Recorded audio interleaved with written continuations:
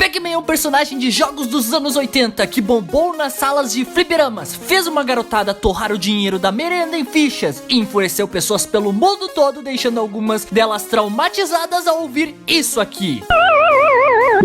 Hoje eu quero contar pra vocês a história deste ícone marcante que entrou pra cultura pop, e eu mal posso esperar pra ver seu like de tão satisfeito no final deste vídeo. Se bem que, se não for pedir muito, posso ter o pagamento de like adiantado? Aproveita e se inscreve com o sininho ativado pra receber novas notificações da origem de outros magníficos joguitos que marcaram seu coração com um tiro da bala da diversão. A mesma bala que eu vou usar em você neste vídeo. Vem cá!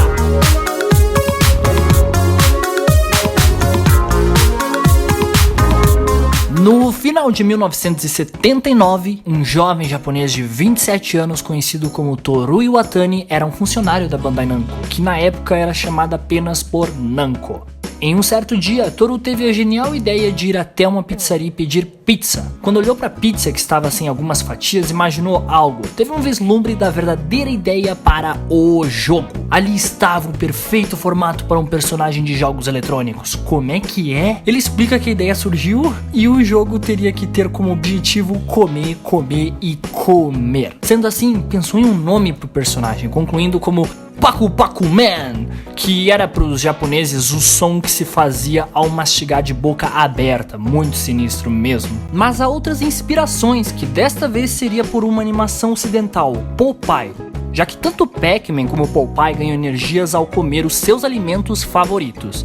Na época, os arcades, que seriam os videogames a suportar o jogo, eram limitados a uma massa demográfica de jovens adolescentes e crianças do gênero masculino, e o Iwatani queria quebrar essa barreira e expandir o seu público. Assim surgiram as ideias para os labirintos e os fantasminhas kawaiis, como descritos na época, que até possuem nomes Blanky, Pinky, Enki e Clyde. Antes de o jogo ser lançado, o título mudou novamente para Pac-Man devido ao design que o personagem possuía, de disco, que seria a tradução. Nos Estados Unidos, do Oriente para o Ocidente, as coisas tendem a mudar muito, a dificuldade do jogo é aumentada. E os nomes sempre tendem a receber adaptações, como por exemplo, Pac-Man teve de passar a ser conhecido como Pac-Man, para não sujar a imagem do jogo com trocadilhos sujos na troca do P por F. Sem falar que o jogo até teve um sucesso baixo no Japão, mas nos Estados Unidos nenhum investidor queria dar o braço a torcer para o Pac-Man, que disputava contra Rally X e outros jogos no hype da época. Mal poderia eles imaginar que Pac-Man conquistaria o coração do ocidente e faturaria $1 bilhão apenas no seu primeiro trimestre.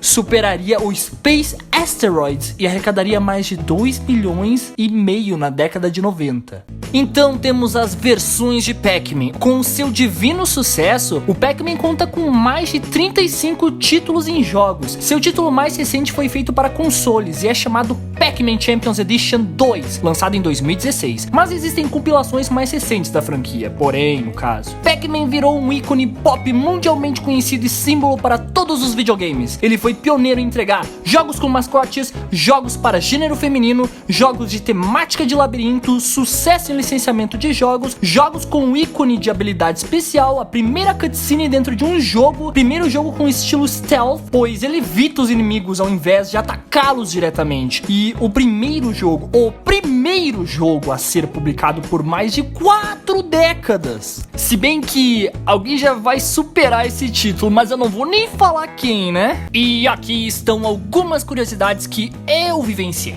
Pac-Man é outro daqueles jogos de franquia cujo seu gênero não tem limites, possuindo então uma vasta carreira de jogos que nem interligam ao outro, ou que carreguem a mesma ideia. Apenas o que os manteve firme foi a essência marcante do ícone que é o personagem. Além do primeiro jogo com labirinto, Pac-Man possui jogos em 3D de plataforma apresentando novos adversários, como no famoso Pac-Man World, que teve 2 sequências após o primeiro título. Possui um jogo de corrida no estilo Mario Kart, que também era chamado Pac-Man World, mas desta vez adicionaram a palavra Rally no final, para caracterizar a temática da jogabilidade do jogo. E era muito divertido mesmo, com a ideia de explorar novos personagens. Você poderia jogar com outros personagens da franquia do Pac-Man. Havia um jogo muito interessante, era uma espécie de puzzle com aquela interatividade de jogos visual novels de múltipla escolha que tem hoje em dia no mercado. O nome do jogo era Pac-Man 2 The New Adventures. A graça do jogo era como ler um livro. Você tinha de tentar desvendar os problemas que surgiam e não havia tanta jogabilidade mecânica. Tu nem tinha liberdade de jogar com o Pac-Man, apenas dava as dicas para ele reagir com o cenário mesmo. E tem aquele jogo do Pac-Man com puzzles diversificados, que na minha ideia é bem divertido de ser jogado em grupos. Pac-Man Party também proveio da ideia de Mario Party, que funcionava como uma espécie de jogo de tabuleiro, onde havia um campeonato e quem acumulava mais pontos nesses puzzles saía por vitorioso. Mas eu não poderia deixar de comentar neste fantástico jogo do Tetris do Pac-Man, que vamos concordar que não é pra todo mundo não. Este eu não jogaria em grupo, eu particularmente jogaria no fundo da gaveta. Realmente, eu não gosto de Tetris, mas tudo bem, gostar. Gostou de conhecer o Pac-Man como nunca havia conhecido ninguém antes? Então deixa o like para eu saber que fiz certo, se inscreve e ativa o sininho que vão ter mais carreiras de histórias abordando o assunto do mundo pop. Vai lá no Twitter e Instagram pelo link que eu deixei aí embaixo e faz a mágica acontecer. Me segue com esse coração aberto e fica por dentro do que eu terei para vocês. Eu vou deixar 2 presentes aí na tela, clica em um e eu te juro que o presente vai se multiplicar. Diare!